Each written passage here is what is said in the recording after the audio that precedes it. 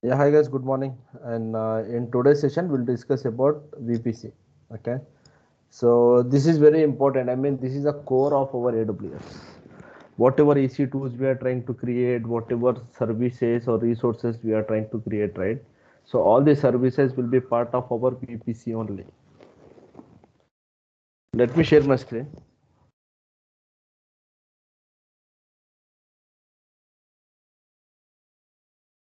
Can you see my screen?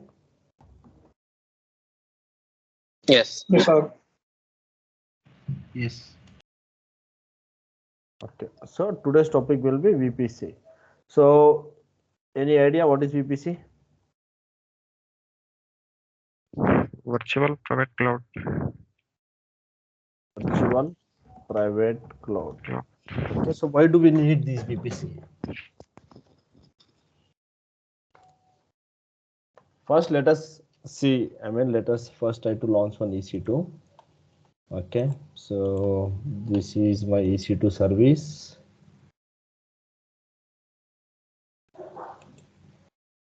Instances, launch instances. I'm just using one random image. Okay, so T2 micro key pair. Let me use the existing key pair. Backup server. Okay, and yesterday we have missed this part, right? So yesterday I said that network settings, this is completely different topic. Okay, and this is part of VPC, means we are going to create our own network. Why do we need any network? For the communication. Whenever we are trying to launch an EC2 instance, we are trying to connect to that instance, we are trying to connect to the internet from that instance, right? So all that configurations will be done in the VPC itself. Okay, so as of now, what I'm trying to do is I'm just trying to use the default VPC, means whenever you create any AWS account, AWS will provide one default VPC. I haven't created anything. Even you haven't created anything. Okay, so this is the default with VPC which is available in our AWS account. So let me use this for now. Click on launch instance. Once my instance is provisioned, here if you see, we have two different IPs. One is public IP and one is private IP. Public IP is assigned by AWS. Okay, and private IP, this is something which is been assigned based upon our VPC range. For example, let me duplicate this. If I go to VPC service,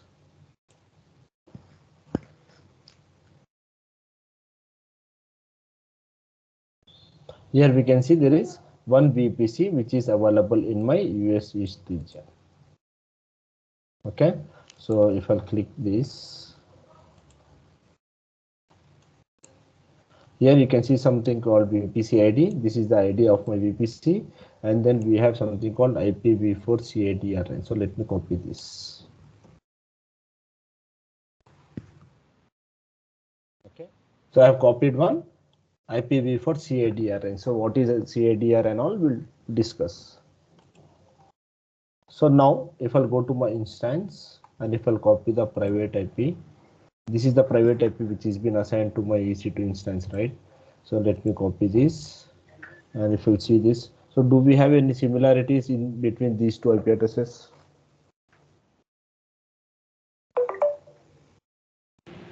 Yes. First two digits are, first two digits are same, 172.31 and 172.31.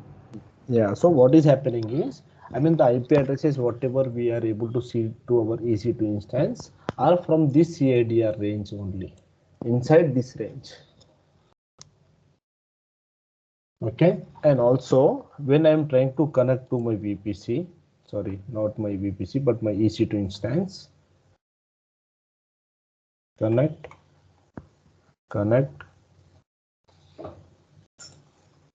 okay, we are able to successfully SSH to our EC2 instance.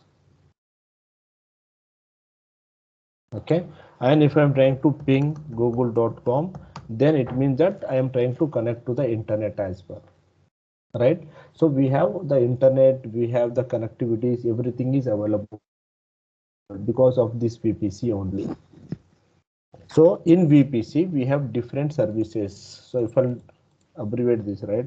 So VPC is our own private network, private virtual network. So instead of using the predefined AWS VPC, we are trying to create our own network.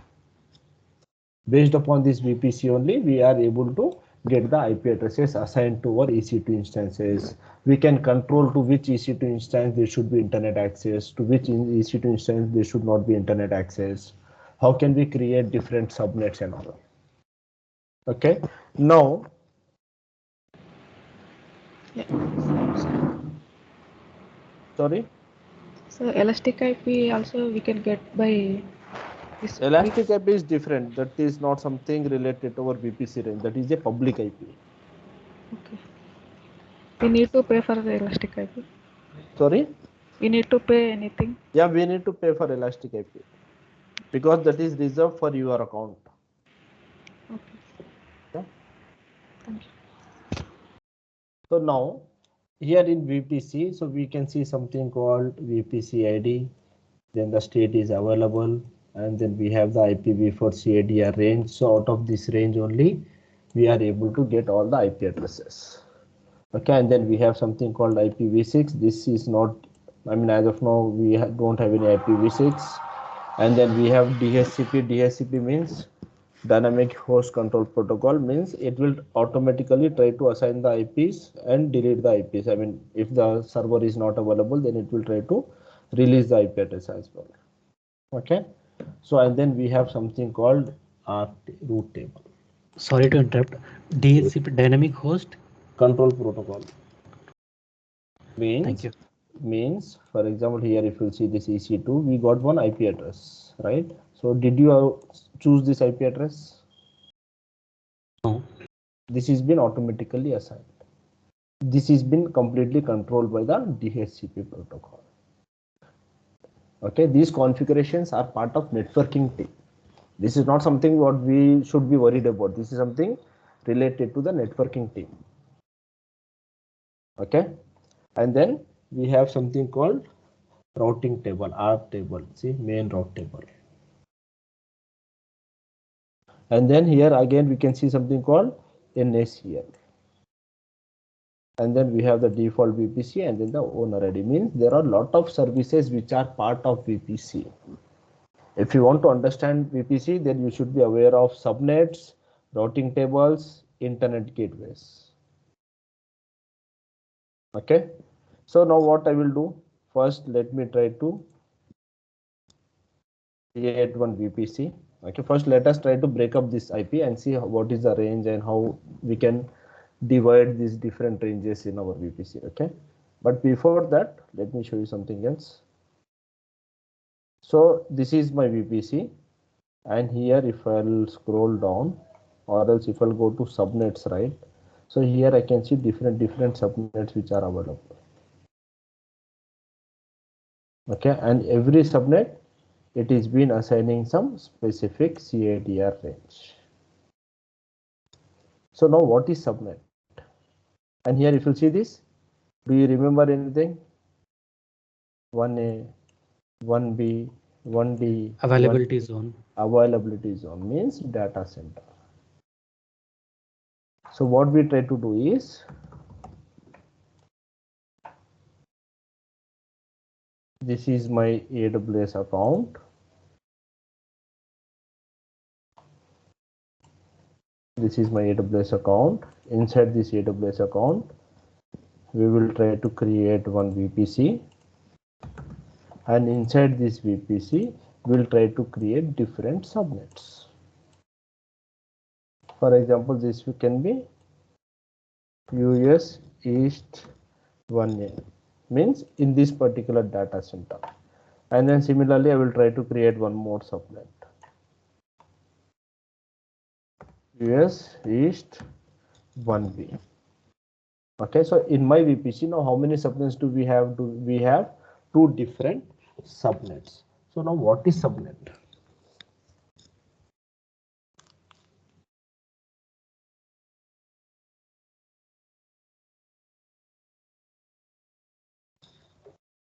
Subnet and data centers both are same. Subnets are smaller portion of VPC. A smaller portion of our network means inside one VPC will create different subnets.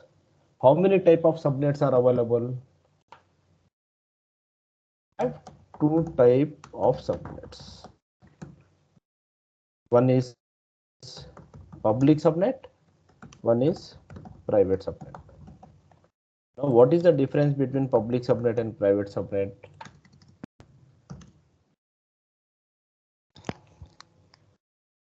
What is the difference between public subnet and private subnet?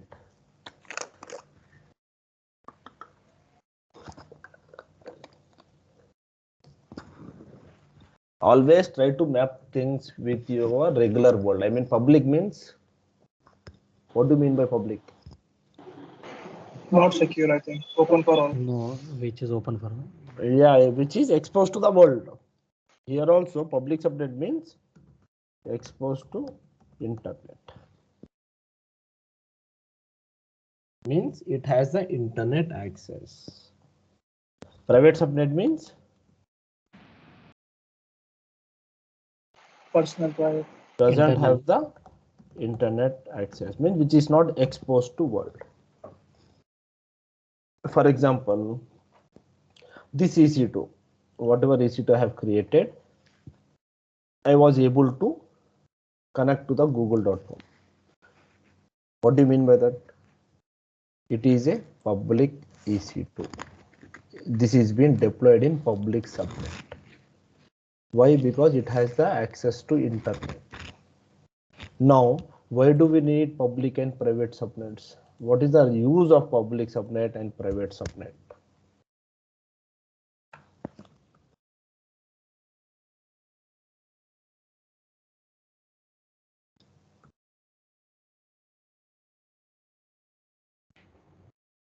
What is the use of public subnet and private subnet?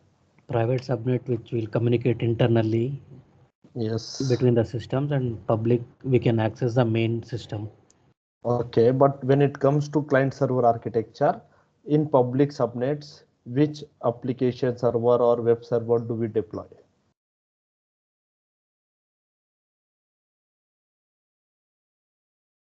In 3-tier architecture. Yeah, 3-tier or n-tier architecture. Our web servers will be always in the public subnet. What this?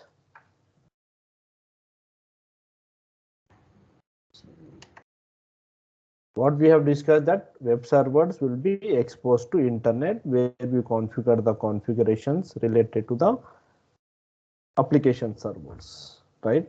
So our public subnet will be always used to deploy web servers, means there should be no code.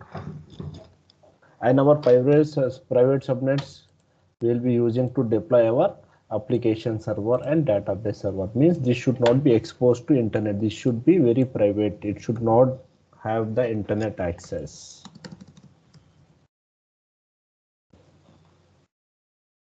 Clear? Or else do one thing. For now, just remember that we have public subnet and private subnet. Public subnet means having access to internet. Private subnet means they don't have access to internet. Okay, so for now, remember this point. Okay, and then we have something called NACL, means, for example, this is one user. This is one user, and this user is trying to access our application web server, for example. So where the connection will go, this connection will first go to the AWS account, and here we have something called IGW.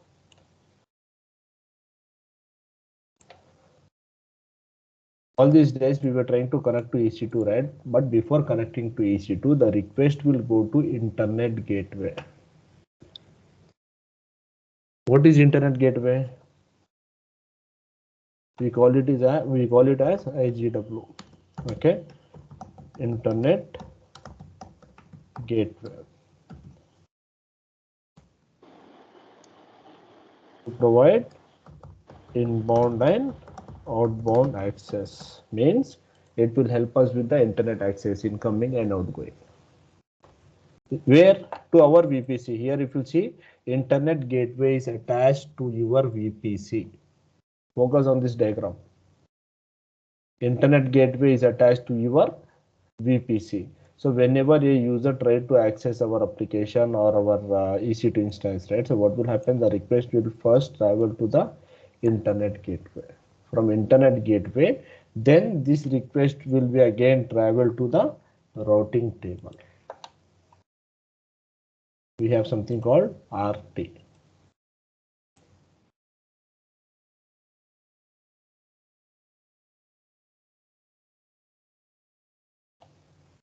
Okay, we have something called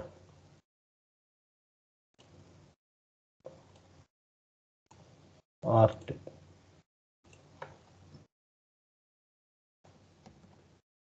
RT means routing table.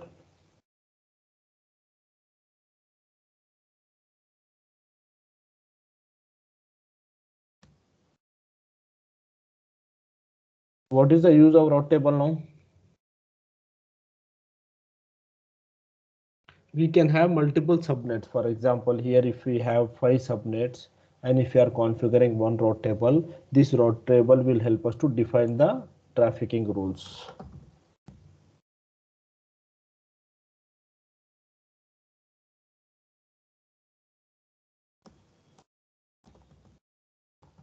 Okay. Means if we have 5 subnets, then our routing table will help you to redirect the request to the specific subnet. That's how we try to configure in the routing table.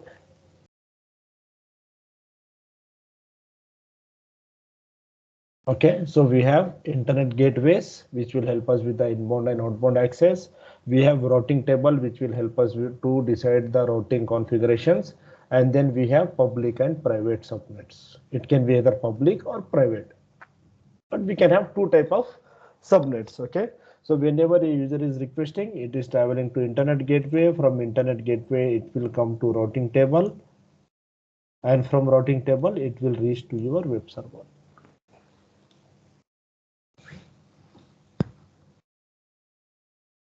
If we have 2 subnets, then we will configure different rules in the routing table. Based upon the rule only, it will decide to which particular subnet this request should be redirected. Clear? Yeah.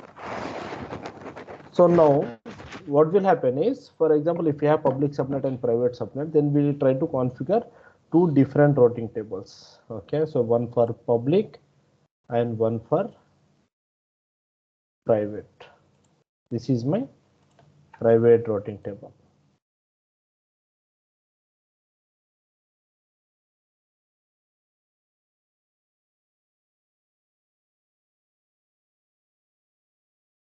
Okay, so this is my private routing table.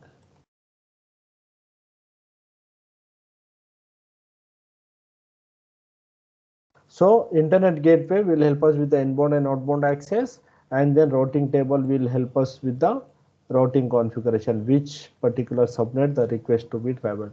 But before targeting to the app server, what is available? We have 2 different type of firewalls. Yesterday we have seen about security group. Okay, and we do also have something called NACL. NACL means network access control list. Means beside routing table we have something called NACL. So where can we see NACL? NACL we can be seen here.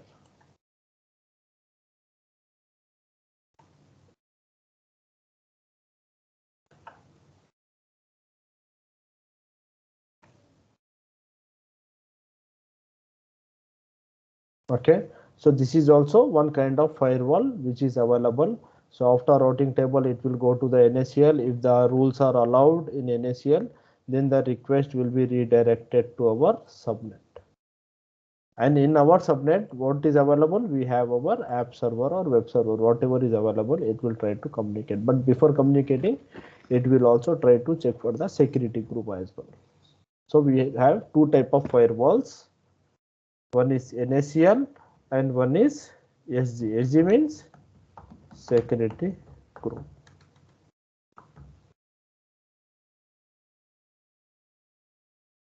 So this is all happening when we are trying to connect or launch our EC2 instance. Means whatever networking you are trying to configure. So we should also provide internet gateway, routing tables, public and private subnets, NACL, security groups and all.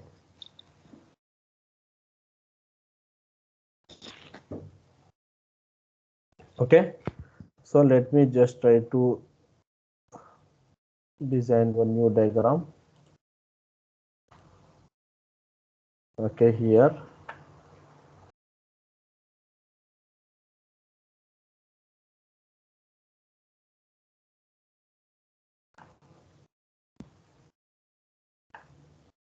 This is my subnet. Subnet, whether it is public or private, doesn't matter. Okay, so in this subnet we have our EC2. Okay, and here we will be having something called our security group. Means for every EC2 instance we will be seeing one security group, right? And then beyond the security group we will be seeing our routing NACL. And beyond this NACL we will be seeing our routing table. Okay, and then this is part of our VPC, means this subnet is part of our VPC. And to this VPC we are going to attach one internet gateway, IGW. Okay, so whenever a user is trying to request, it will first go to internet gateway, then it will go to routing table, and then it will go to NACL. From NACL it will go to security group, and then it will connect to EC2 instance.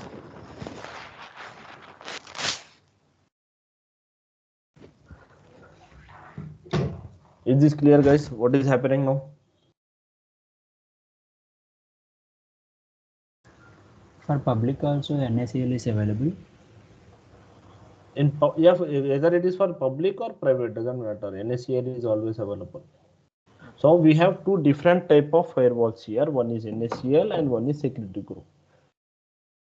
Okay, what is the difference between security group and NACL? This will be asked in interviews for sure. Difference between NACL and security group. Why do we have two different firewalls? Why do we need two different firewalls? What is the use of two different firewalls? First point is both are firewalls used to avoid unauthorized access. This is the main intention of the firewalls, right? So both are used for the same purpose. Second is NACL will work at subnet level. Here if you see this diagram, where can you see your NACL? Before your subnets, means NACL will be always configured before your subnets. So NACL can control the access of your subnet, which request should be redirected or which request should be blocked. That will be completely controlled by NACL at the subnet level. Whatever request it is redirecting to your subnet will be controlled by NACL. And security group, where you can see the security group inside the subnet, which is assigned to the EC2 instance. Security group will work at instance level. Security groups will work at instance level. For example, you have NACL where you are trying to allow port number 80. Okay, I am trying to configure NACL which is allowing port number 80. And if I am trying to deny this port number 80 in security group, so what will happen? Here I am trying to allow in NACL.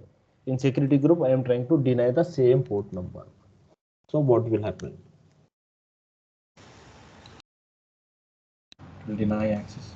It will deny because this is working at the subnet level, sorry, instance level. From our NACL, it is reaching to the subnet, but it is unable to reach to the EC2 instance because of the security group. So there might be some cases where we might have different instances.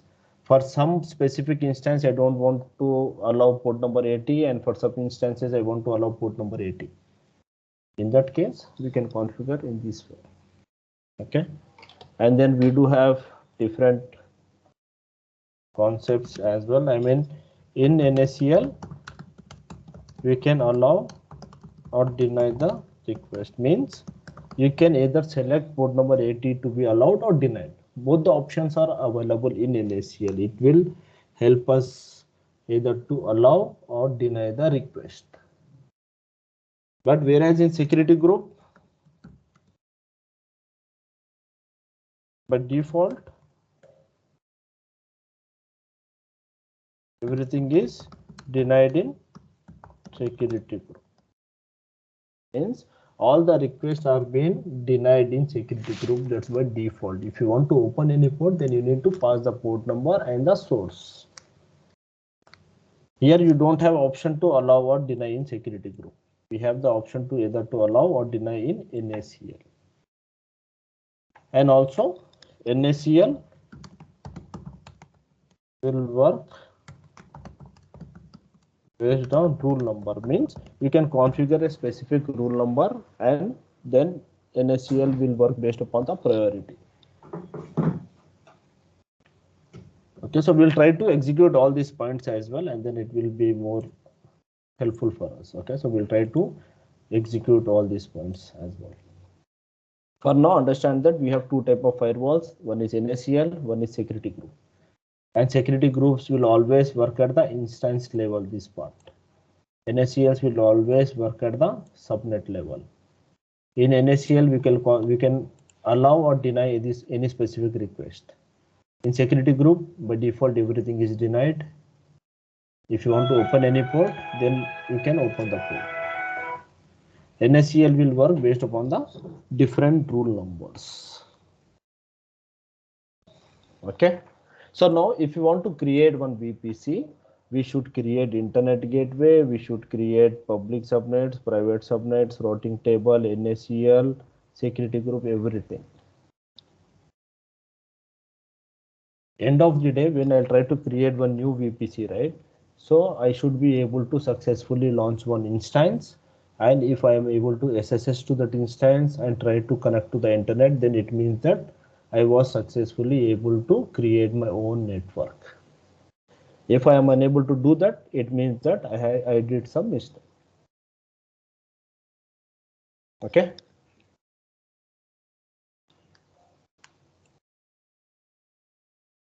Guys, any questions? Or confused?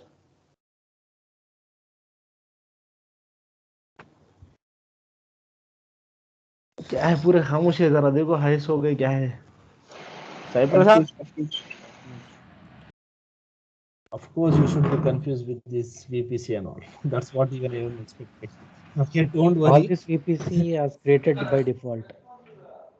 All these VPC Are created by default when we are launching the instance. yeah right, when we have created our AWS account, one VPC has been created by default, because as a learner you will not be able to set up all this, right? So that's the reason AWS will provide one default VPC for you. We can edit the default VPC later on. You can delete and you can create one new VPC as well. That's up to you. Now what we try to do is we try to create our own VPC. I don't want to use the VPC of AWS. I want to create my own VPC. That's very straightforward process as well as very simple process. Okay, so do not get confused with all this. So we have 4 steps in this. If you follow these 4 steps, then you will be able to successfully create your VPC. Okay, so before creating the VPC, let us understand the IP range. Means here we can see that this is the CADR range, right? VPC CADR range. If you see this, we can see IPv4 CADR. What do you mean by CADR?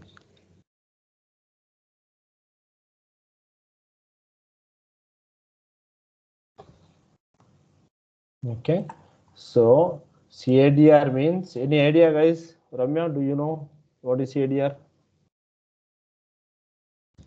Domain range. ADR means Domain range. access inter-domain range. Okay, so this is the range of my VPC and this is my private IP. Private IP. Okay, so now if we are talking about classless, then it means that there is something called classful as well. We are talking about classless. So earlier it was classful set of IP range as well. Means, so we can have IP addresses from 0 to 255. Okay, let me show you one diagram.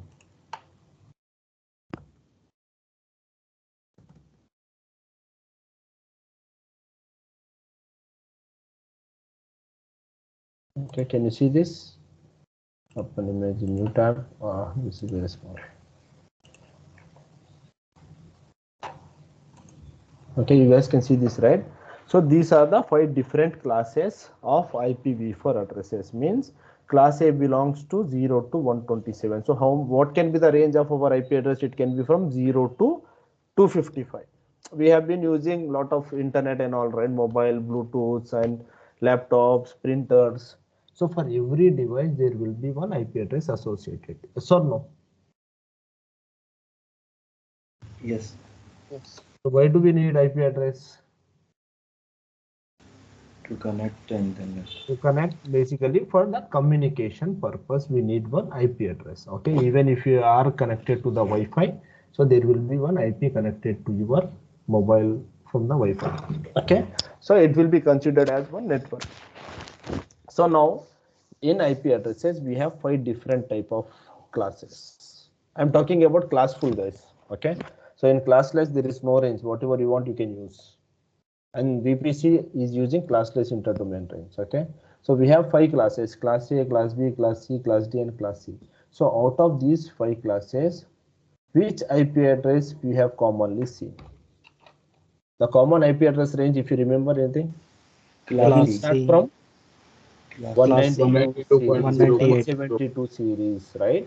So as of now, what is this range? 172 means, if I am talking about classful, then it will be from class B. See?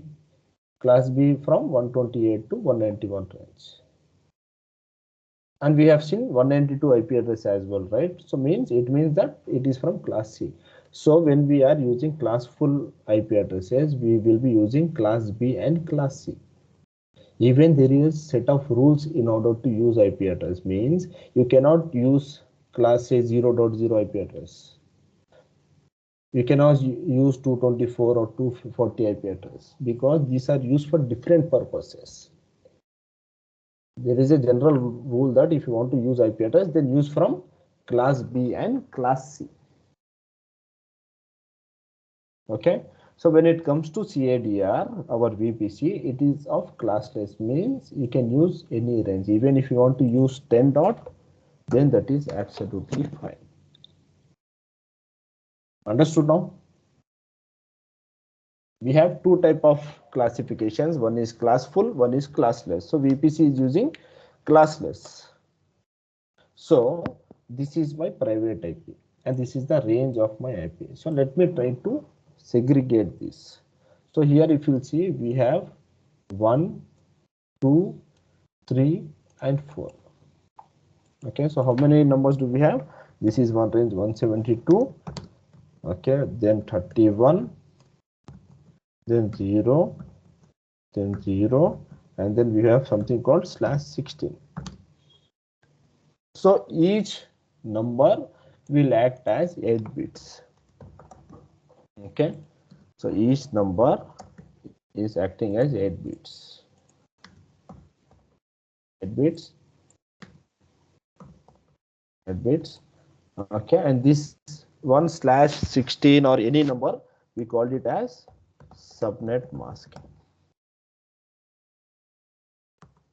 Okay, so this /16 we call it as subnet masking, and this is our IPv4 example. Means this is how our IP version for Internet Protocol version 4 number looks like. This is the most common number what we generally see. Okay, and this has been classified into 32 bits. For each block, it will be considered as 8 bits. 1, 2, 3, 4. Okay, so how much total? 32 bits.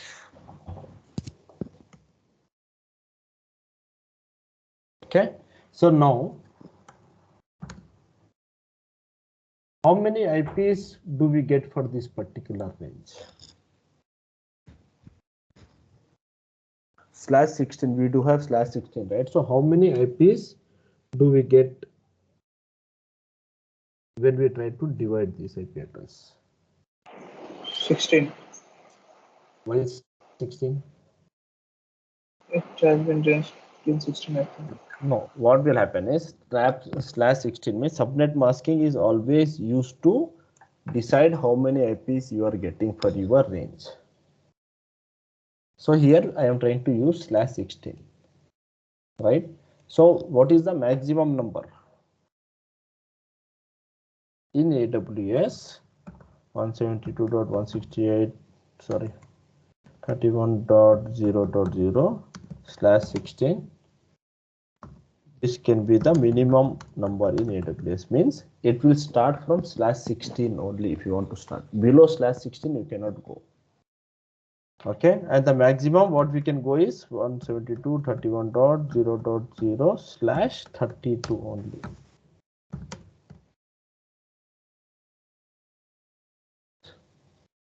Okay, so this is being supported by AWS. So minimum it should be /16, maximum you can go up to the range of 32. Beyond 32 you cannot go.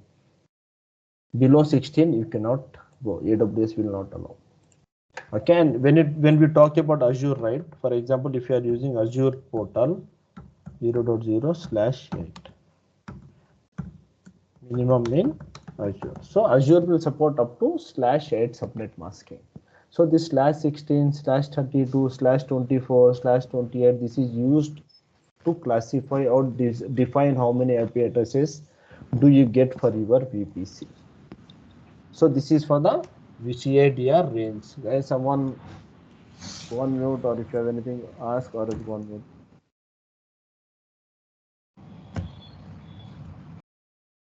So how many, I mean, how to calculate the range, how many IP addresses we are getting based upon the subnet masking. So what is the highest subnet masking? That is 32. Okay, so always remember this algorithm or this rule that, for example, 172.31.0.0/16. If suppose it is /16, then always try to minus this 32 minus 16. Always try to minus this number, whatever number you are seeing in the subnet mask, try to minus this number with the 32 bits. Okay, so that's the algorithm, total number of bits plus the current number which is we are using. So what is the number 32 minus 16? 16. 16. 16. Now try to divide this, sorry, try to exponential of 16, 2 power 16. Whatever number you are getting, whether it is 16 or 20 or 10. So try to multiply it with 2 power 16. But why should we use 2? Why should I multiply with 2 only? Because always the binary numbers, whatever we are talking about, 8 bits and all, right? So it will be like 10110101, okay, not these numbers. So this is the binary number, means your hardware will only understand binary numbers. Okay, if you see this binary number, so here we have the two different options, either 1 or 0, means either it can be either it can be 1 or either it can be 0. We have the chances of 2 factorial.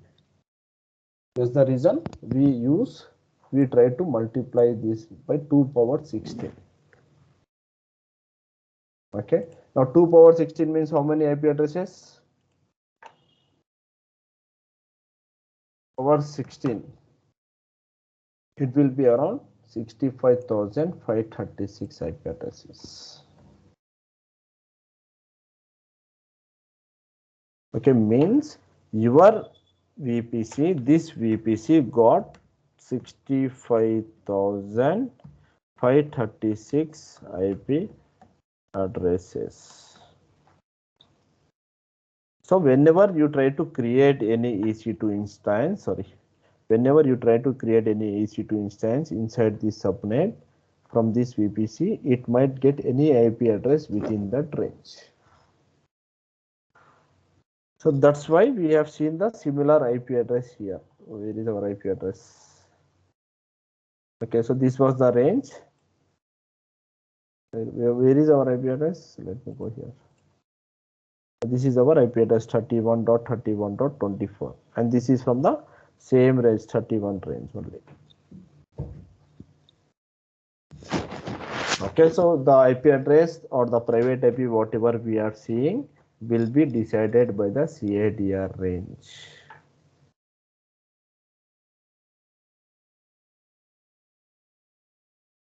For example, let me make it more simple. For example, we have the range of 192.168.0.0/28. Subnet mask is 28. So how many IPs do we get for this VPC range? 1. Let me know the complete formula, how to calculate. This is very important, guys. Without understanding the CADR, you 32 cannot minus just 28. create VPC. 32 minus 28. 28 equal to how much? 4. 4. Now 2 come power 4 24. equal to 16. 2 into 2 into 2 into 2 equal to 2 to the 4, 4 to the 8 to the 16, means overall we are getting 16 IP addresses. So if I'll create any EC2, so what can be my IP? It can be from 192.168.0.1 to 192.168.0.2, 192.168.0.3, 192.168.0.4, 0.4, 192.168.0.5, and so on up to 192.168.0.15. 15, because already 0 is been occupied, right? So 15 plus 1, so 16 IPs. So if I'm using subnet masking as 28, then you might get any of these IP addresses assigned to your EC2 instance. Understood?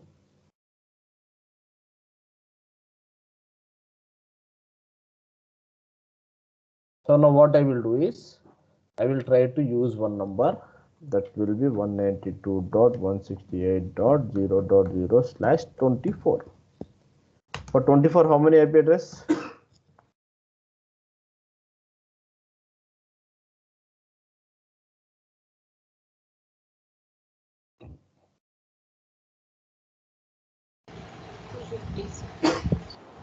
For 24, it will be 256 IP addresses because 32 minus 24 is 8, 2 power 8 equal to 256. This is how you need to calculate the VPC range. Apart from this, we do have online calculators as well. ADR calculator. Okay, but this is not recommended, guys. I don't want you to use this, but only for our understanding. Just try to check. Okay, so 192.168.0.0 and the subnet mask should be 24. Here, if I'll calculate this, you can see IP in range, that is 256. Then we have subnet mask 24 bits. This will be the start. Okay, so this will be the range of 0.0 to 255. So this can be the range of our VPC. So you will have online CADR calculators as well, from where you can try to calculate. Okay, so now what I will do, I will try to create one VPC. In this VPC, I will try to assign the number as, let me write here only. So VPC range 192.168.0.0/24, and then I want one public subnet. This range should be 192.168 public subnet. Okay, first let me try to create one VPC. Okay, so this VPC range should be 192.168.0.0/24. So let me go to the VPC. Here we have our VPC service. Click on create VPC. Name tag, for example, test VPC. I'm writing the name as test VPC, and then IPv4. I will execute the number 192.168.0.0/24. So this should be my range. And scroll down and click on create VPC. So what happened now? We can see one VPC has been created. That's it. So we were able to successfully create VPC now. Now again, inside my VPC, we will be having two different smaller portions. One can be public subnet, one can be private subnet, right? So I want to create public subnet and private subnet. For public subnet, I want to use 192.168.0.0/28. Means how many IP addresses? So whatever subnets you are trying to create, that subnets range should be within this VPC only, because all our instances, all our EC2s will be created inside these subnets, not inside the VPC, inside the subnet. So based upon this range, your EC2 will get the IP address, and this range we are trying to get from the VPC only. So it should always lie in the VPC range only. Okay, so 16 IP address. We'll try to use 192.168.0.0/28.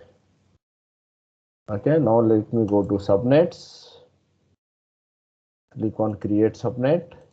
Now you can select which under which VPC you want to create the subnet. So I want to create under test VPC because this is what I have created. Okay, and then it is asking for the name. So I'm just defining as public subnet because I want to create two subnets. One is public and one is private. Okay, then it is asking for availability zone, means in which data center you want to create. So I will try to create in US East 1A. Okay, means whatever EC2 I will create inside this public subnet will be in the data center called US East 1A. Okay, and then it is asking for the IPv4 subnet CADR block, means the range what I want to select. See, the moment I have pasted this, here I can see 16 IP addresses. Okay, scroll down and click on create subnet. Means I have created one public subnet attached to my VPC, this VPC, and this is the range of my CADR. Okay, and then here we can see something called 11 IPv4 addresses are available, and here I can see that availability zone is US East 1A. Okay, and then we have NACL, means NACL is also getting created by default. No need to create NACL. It is getting created by default. Okay, and then if I scroll here, then we can see the owner ID. But the most important part is we can see the number of IP address available is 11 only. But here I said we will be getting 16 IPs. From the subnet range in AWS, we can see only 11. Why? Only a profile. Where are the missing 5 IP addresses? AWS will So AWS will always reserve 5 IP addresses from subnet. Will reserve 5 IP address from subnet for internal communication. Means they will be doing some backups and all for our applications, sorry, for our EC2 instances and all, right? So for their communication at the data center level, they will try to reserve 5 IP addresses. So you can use only 11 IP addresses. 5 will be used by AWS itself. Out of these 16,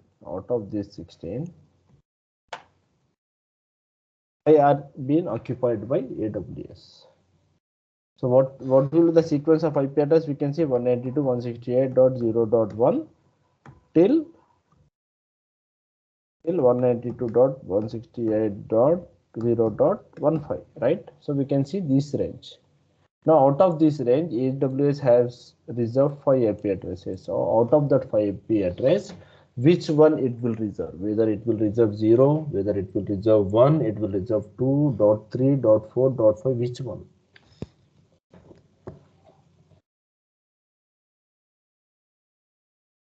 AWS is blocking 5 IP addresses. So out of that 5 IP address, which one will AWS block? It's blocked by default.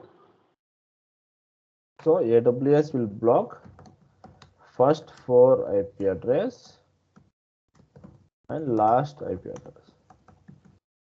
AWS will try to reserve first 4 and last IP address, means 192.168.0.2, so and 192.168.3. So these are the 5 IP addresses which AWS is reserving.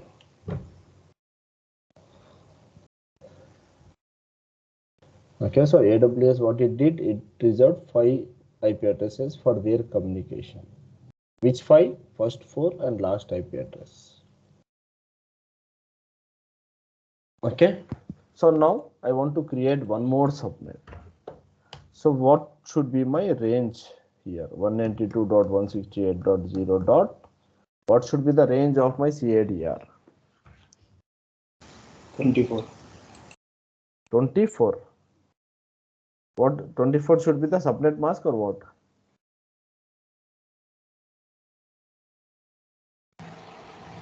one 192.168.1.0. 1.0. Why should we use 1.0? And then what should be the subnet mask? Subnet mask is same as 28. 28. Okay, so let me try to copy this. Let me try to create one more subnet. Okay, create subnet. This will be for test VPC, and then this I am trying to configure as private subnet, and availability zone I am using 1B, different data center, and then here I am trying to paste this. Okay, so this is the IP range what we want to assign. Now let me click on create subnet. See, it is throwing our error that CADR address is not within CADR address from VPC. Means we are out of the range of VPC, because if you see here, our VPC can have 256 IPs. Okay, Ramya, go on mute. Lot of disturbance from your end. Yeah. So our VPC can have the range from 192.168.0.0 to 192.168.0.255 because 256 IP addresses only, right? So inne vastunnai. The IP range what we are trying to select is one, which is out of our VPC itself. So you cannot use one because our maximum number can be from 0 to 255 only. You cannot change this number. First, we need to understand how many IPs we are getting for our VPC. If it was for example, if it was for 16, then as you said, it would have worked. But for 24 or 28, I mean for 24 VPC, we cannot use 1.0. This is wrong. Because our range can be from in between 0 to 255 only. Okay. Guys, give it a try. What can be our range next? 0 dot. You need to change only the last number. 16. 16/28. Right. For example, if I'll use 15, what will happen? Let us see. Okay. You are aware of this, Ramya, but these guys are not aware of this. So let me just show them. Okay. So if I'm using 0.15/28 and click on create subnet, then it will throw error that it is already overlapping with the existing subnet CIDR range. Means 0.15 is already used by the public subnet. So you cannot use that. So we should go for 0.16 or 17, 18, 19, 20, whatever you want to use, but always go for 16. So now if I'll go for 16, what will happen? It will create one VPC.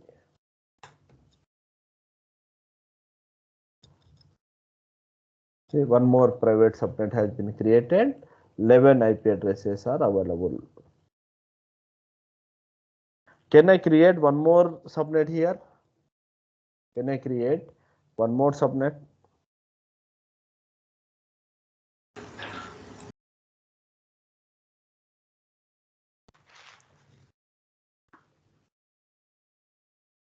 Can I create one more subnet? Yes or no? Yes. Yes. How many subnets can I create? 2.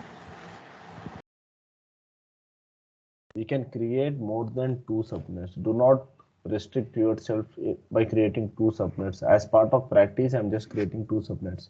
You can create more subnets as well. I think it will support up to 5 or 10 subnets. If you want to create more subnets, even that is possible, but you need to raise the request to AWS. Okay, but apart from that, you can create until and unless your VPC range is available. Means here we were having 256 IPs for VPC. Okay, so I have created one subnet 168.0.0/28. Means I have used 16 IPs for public subnet. Means from this 256 we have used 16 IPs. Means how many IPs are left? 240 IPs, right? So from these 240 IPs, I have created one more CIDR. One more subnet 0.0 16/28. That is 16 IPs for private subnet. Means how many IPs I have used again? 16 IPs. So how many IPs are left? 224.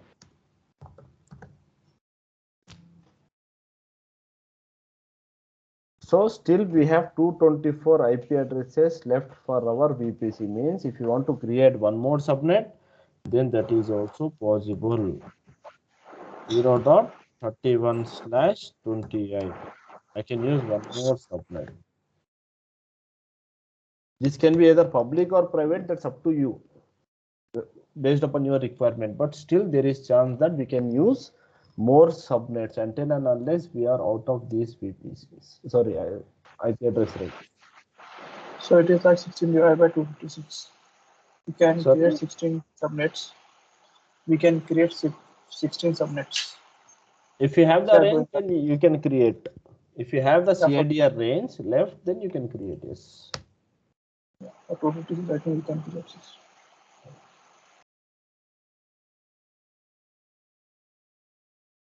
Can I create one subnet with the specific range? Plus 30. Can I create one VPC?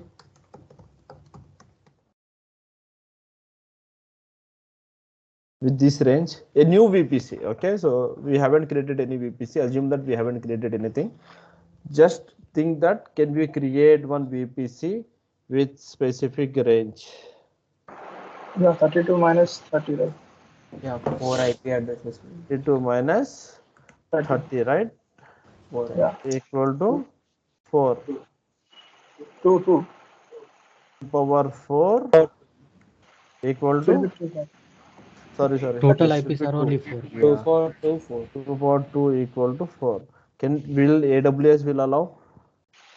No, we don't. Why? Because Minimum is it's 16. storing 5 IPs. Minimum. Because it is reserving 5 IP. So we are against the thumb rule of VPC. You cannot do that. It will not allow you. Till 29 we can use. 29 means how many IPs? 32 minus 29, 3, 2 power 3, 9. 2 to the 4, 4 to the 8. 6. Yeah. Try to create. You have your AWS account, you have VPC, you know how to calculate. Then try to do R&D. But make sure you are using any specific region. Do not mess up with VPC in all the regions. Just use as part of practice. Go to Mumbai region and try to create VPC. If something goes wrong, then your Mumbai region is only affected. At least you will have different regions for practice purpose. Okay.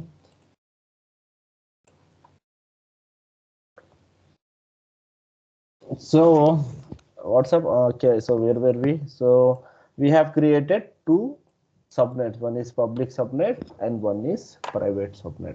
And the moment I have created subnets, I can see NACL is also created.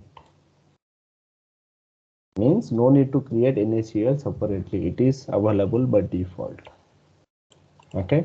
So for what we have did, first I have created one VPC with a specific CADR range, and based upon this range, I have created two subnets.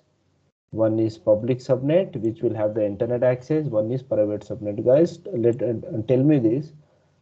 Did we see any change when creating public subnet or private subnet? Was there any change? No, sorry. There was, sorry, what you said, change or no change? No changes. There was no All change. same All the process was same. Only the tag name, this I have modified. But how are we actually differentiating? I mean, how will you identify whether it is a public subnet or private subnet? If someone give you their AWS account and they'll ask you to identify whether it is a public subnet or private subnet, so how will you identify?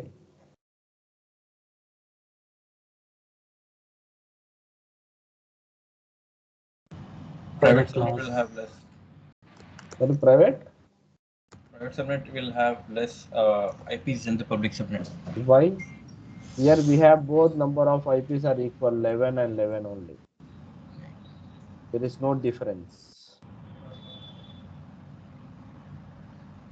By the class. And it is classless. There is no class. There is no class here. It is classless. Then okay, we'll try to move with our exercise. Then whenever you will feel that this is the difference, then let me know. Okay. So now next what we need to create, we have created one VPC and two subnets. Now it's time for us to create internet gateway. So where this internet gateway should be attached?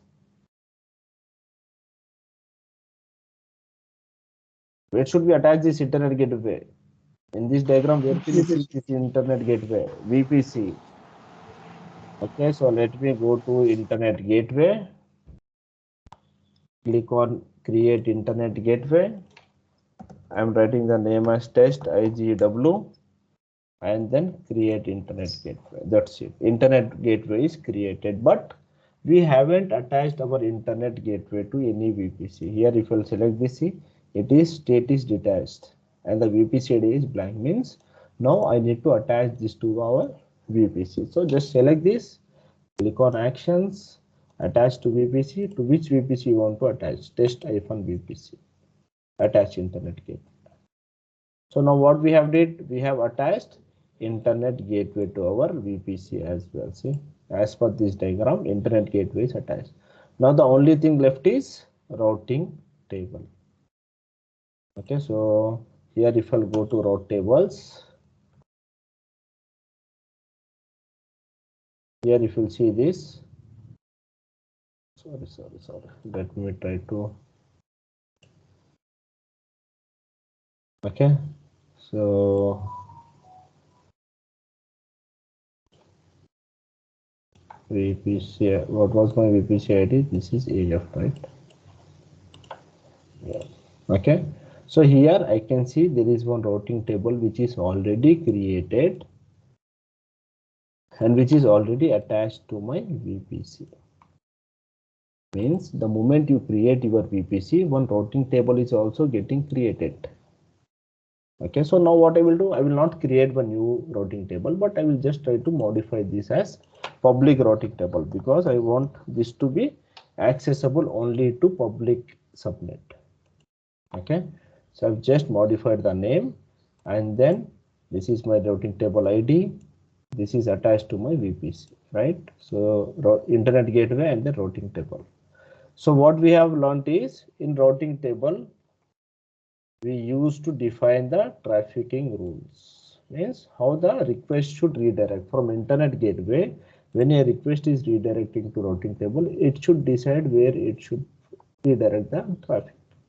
Okay, means if I'll go to my routing table and if I'll click on actions, here we have something called edit subnet associations, or else if I'll click here, you can see something called subnet associations. If I'll click here, as of now, do you see any subnets?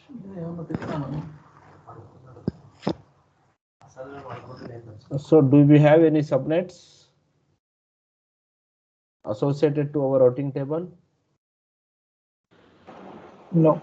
No. So what we need to do is we need to tell our routing table that this is our subnet where the request should be redirected. Okay, so I'll just click here, edit subnet associations, and then here I will select public subnet and click on save. Done. Now here if you see, one subnet is been attached. And then you should go to routes and you should attach one routing policy.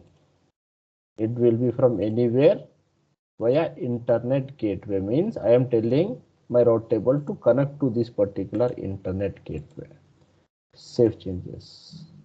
So here we have defined two rules. One is to attach internet gateway because this is responsible for the incoming of internet and outbound of the internet, and then which particular subnet the traffic, I mean the request should be redirected.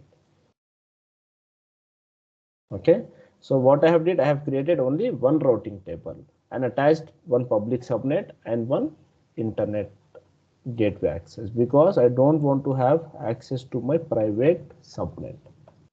Do you see any difference now? Yes. What's the difference? Here we have provided the access to internet gateway. There is no access. Yeah, so for public subnet, if I mean how to identify whether it is a public or private, so we can identify by checking at the routing table subnet associations and the routes what we have attached. If a particular routing table is attached with the internet gateway and there is a public, I mean there is one subnet which is attached, then it means that it is a public subnet. For private subnet, we are not going to attach anything. Means, let me show you one more thing. Okay, so let me create one more routing table. Let me create one more routing table. This time I am telling private RT, means for my private subnet I want to create one private routing table. To which VPC? Test VPC, create route table. Okay, so what I have did, I have created one more routing table that is private, and here I will go to subnet associations, edit subnet and private subnet, save. That's it. Okay, so I have attached private subnet, but there is no routing rule configured, means there is no internet gateway attached to the private routing table. So we can see the difference between public and private with the help of internet gateway and with the help of subnets which are associated. If internet gateway is attached, then it means that it is a public subnet. Clear? So now what I have did all the configurations, which I have created one VPC, one public subnet, one private subnet, one internet gateway, and one routing table. Now it's time for us to test our exercise. Okay, so what I will do is, first let me terminate the existing one. I don't want this instance. Okay, so let me try to click on launch instance. Here I am trying to assign as public EC2 because I will be creating this EC2 in the public subnet. Okay, and then I am trying to use Linux Amazon Machine Image 2. Instance type will be micro only. Key pair, I have already this key pair backup server. Okay, here now I will try to edit this configuration because I want to use my own VPC, right? So this is my test VPC, and this is my public subnet because I want to have the internet access. Here it is asking to auto assign public IP. So let me enable this because I need public IP because this is for the public access. Security group, I'm using the existing security group. Okay, and then scroll down and click on launch instance. So if you'll go to the instance, here we can see one EC2 instance is getting created. So now if you'll see the IP of the EC2 instance, see, this was our range. Here is our range. This was the IP range, right? See, it has been inside the 192.168.0.6, means inside this range only. Okay, so now if I will try to connect to this EC2. If I'm able to successfully SSH and try to ping to any of the remote server, then it means that I have successfully created my own network. Okay, so let me copy the public IP. Here is my key. I think it's in downloads.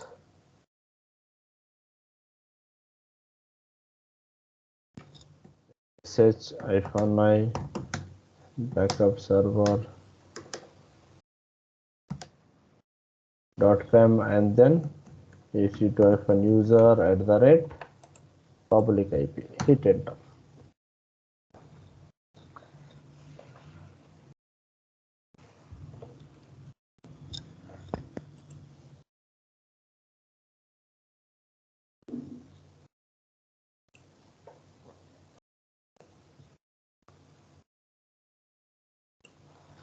Status is running, but still it is throwing error. Why? It still is initializing. No, this is running state only. It has been already initialized. Read the error. Port number. Port number To 22 set not enabled. we have to add access. Security group and Security group. edit. So we are getting blocked at security group. Okay, so let me just go to security group, open the security group, edit inbound rules, add rule. Here we don't have any specific rules. Okay, so I am opening SSH port number 22 and from CIDR block this range, means anywhere. Save rule. Okay, so now let me try to again connect. This time we are able to successfully connect. Permission denied. Why?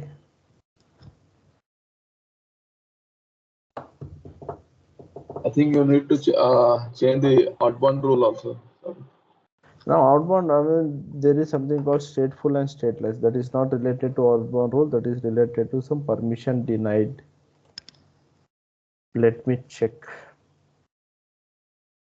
If it is not connecting, then you can assume that it is something related to security group. If you are seeing permission denied, then this is something related to your authentication keys might be. Keys might have deleted. Because what I have seen is, in my machine there are two keys with backup server, backup server.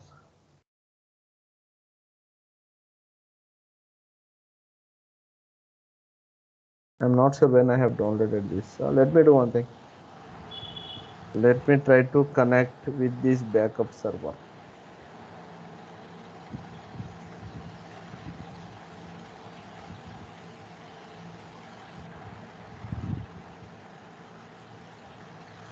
You can Or copy the else link from the instance.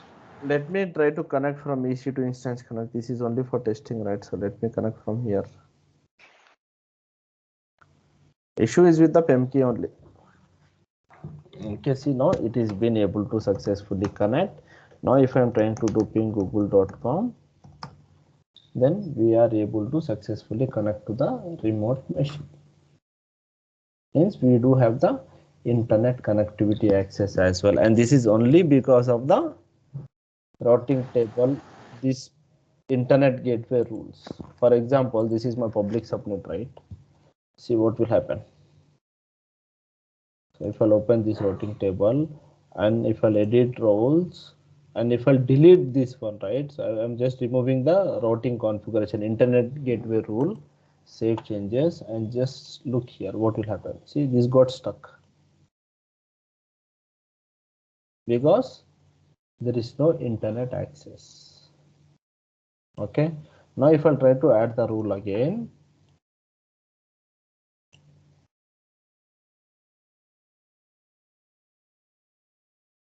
internet gateway, again this will start as well. See, again this is working. Understood? Internet gateway is playing a very important role. Now let me try to launch one more instance. Means our public subnet is working as expected. So now let me launch one more instance. This will be my private EC2.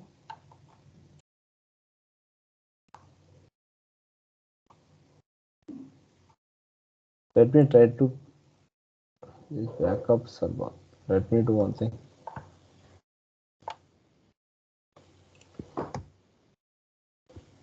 So this is my actual PEM key, what I have downloaded.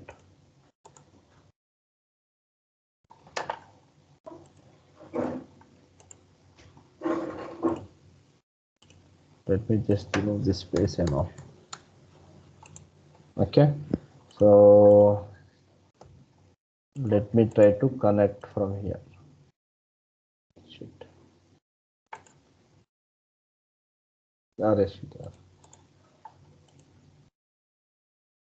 SSH-i backup server EC2-user @ and then what was our public IP? So this was our public IP, right? So let me try to connect.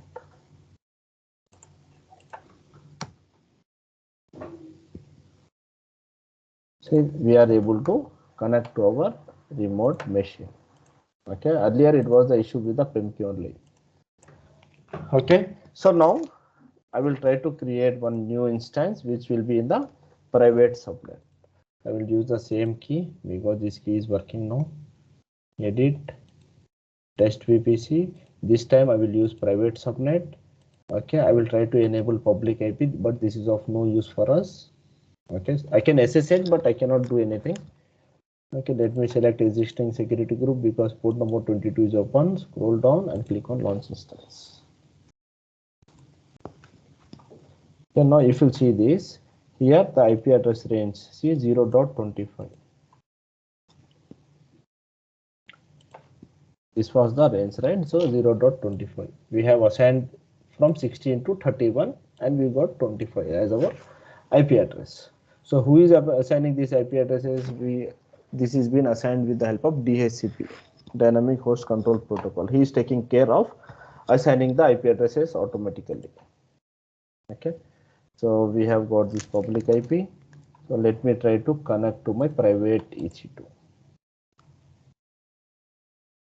So as per our understanding, private EC2 should not have the internet access. Means because it is in the private subnet, we should not get the internet access. Yes or no?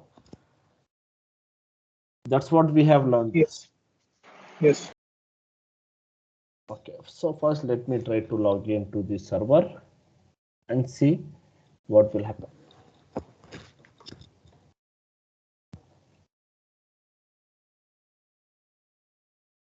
Okay, connection timeout. Let me just check the security groups. This port number is already allowed. Port number is allowed.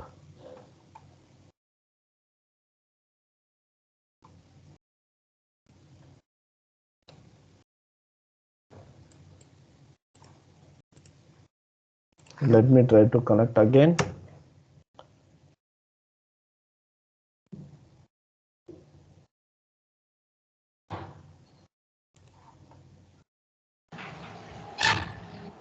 private subnet is unable to connect SSH actually. Right. So for private subnet, we will not be able to connect to SSH as well because of no internet access.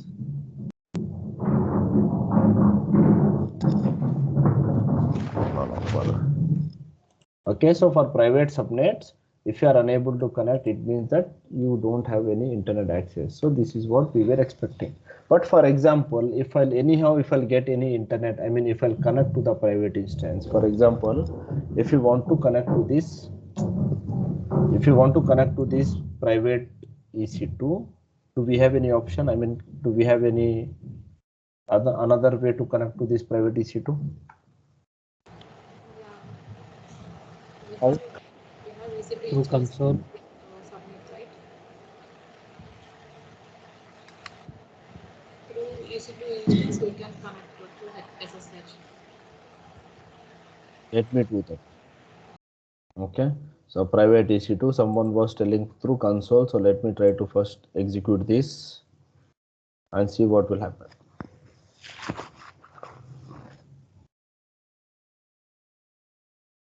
Fail to connect to your EC2 instance means there is no internet access, so you cannot connect to the private EC2. That's it. Okay, but still, if suppose there might be some case where you want to connect to your private EC2, then how?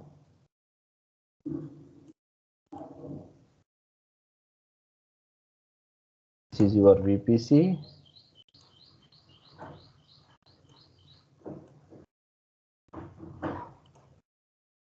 This is your private subnet. This is your public subnet.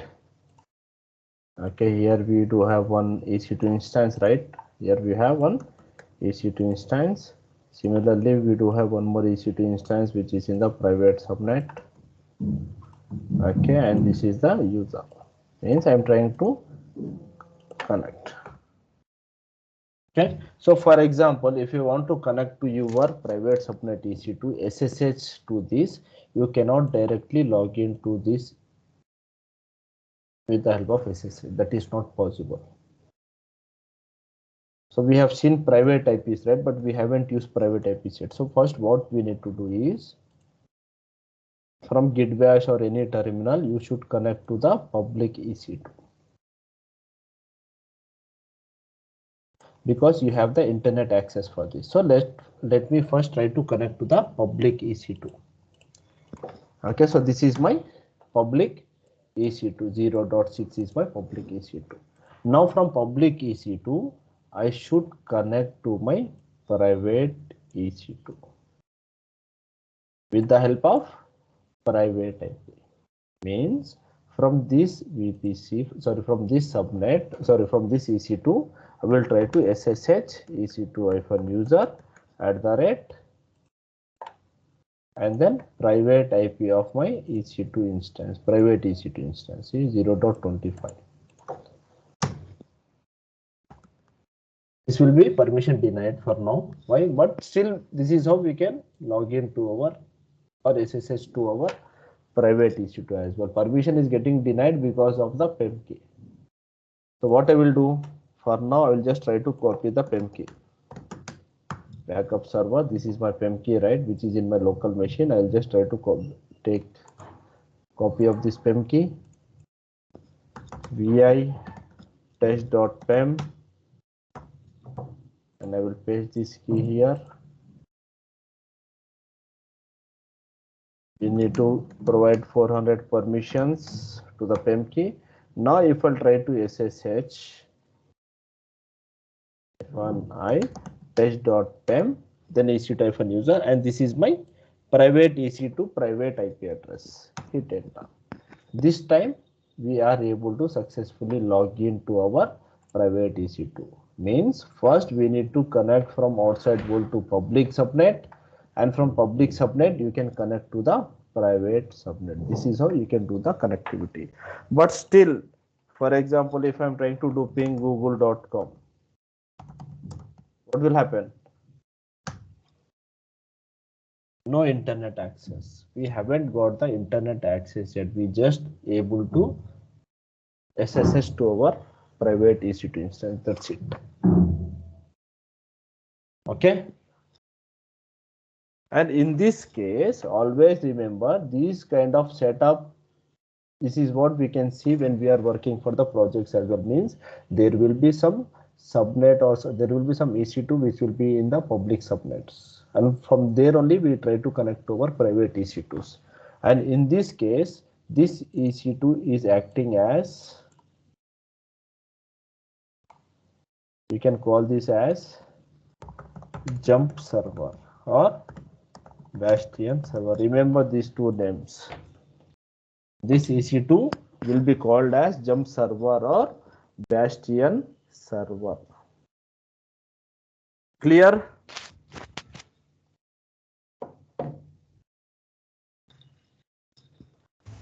Yes. Yes. Okay, but still we will not be able to have the internet access to the private EC2. And the reason why we were able to connect with the private IP, since already I am in the same VPC, means once you are connected to the network, then you can use private IPs for the internal communication. No need of using public IPs. Private IPs are enough for us for the communication. Since I am connected to this VPC, I am in the same network now. That's the reason I was able to successfully SSH with the help of private IP. Okay. So this is all about VPC setup, public subnet, private subnet, and how we can connect and all. And we do have some other configurations. That part we'll see in tomorrow's session, like NAT gateway, NAT instance, VPC peering and all. Okay, and also we are left with one more last concept for today. That is security group and NACL. For example, just focus here. Okay, I'm in my public EC2. Okay, so let me just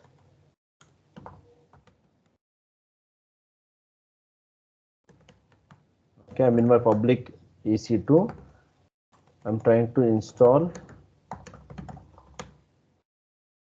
Apache.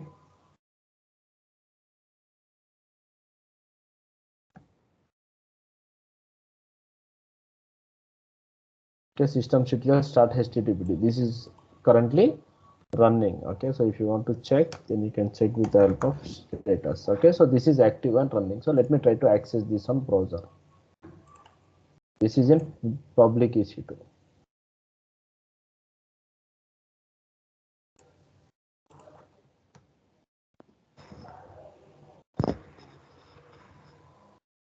Okay, why we are unable to see the page? Because in security group, port number 80 is blocked. Okay, edit inbound rules. HTTP port number 80.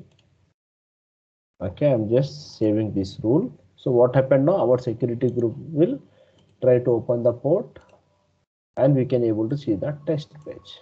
And we have seen something called NACL, right? So let us check how NACL is working.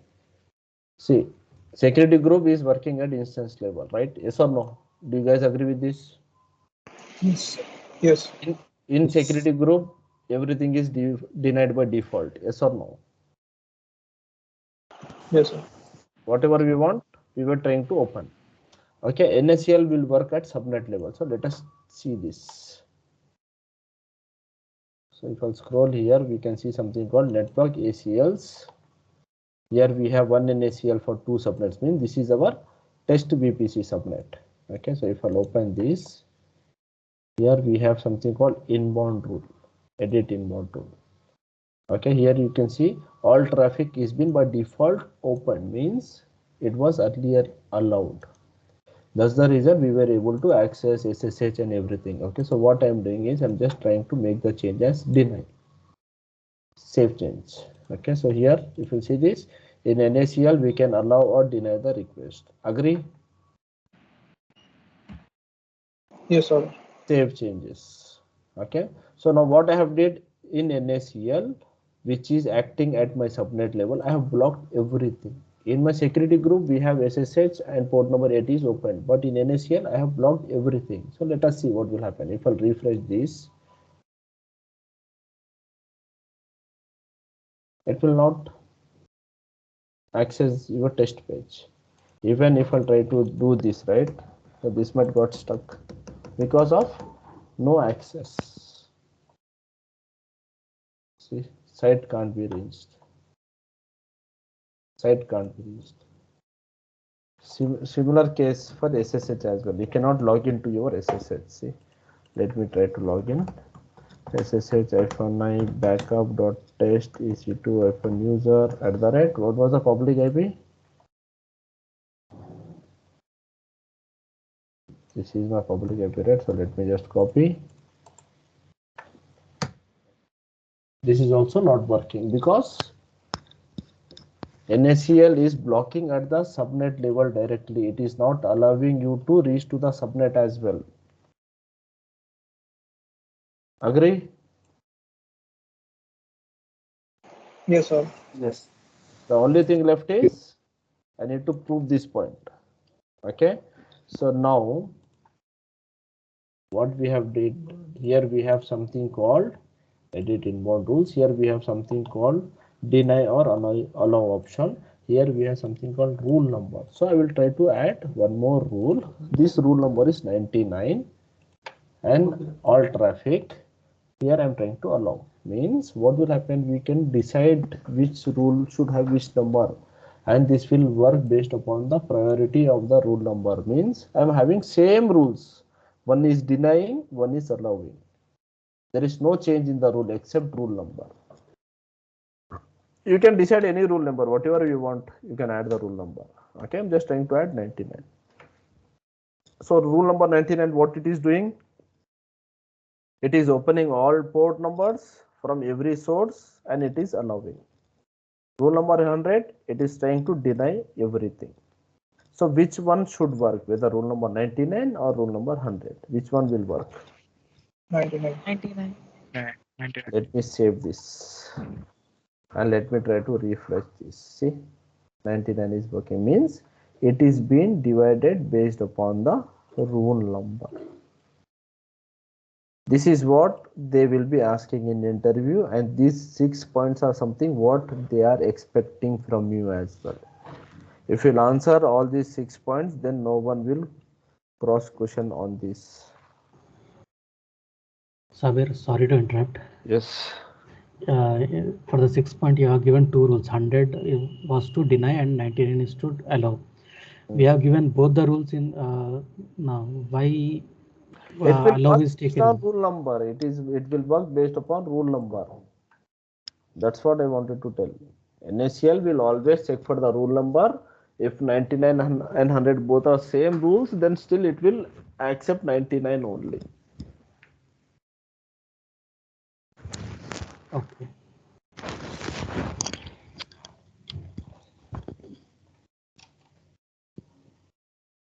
Okay, I think we are pretty much good for today. In tomorrow's session, we'll talk about providing access to private EC2s with the help of NAT gateways, NAT instances, and what is VPC peering.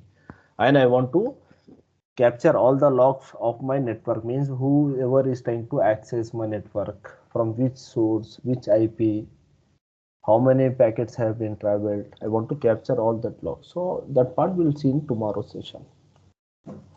I think, guys, do you have any questions on this?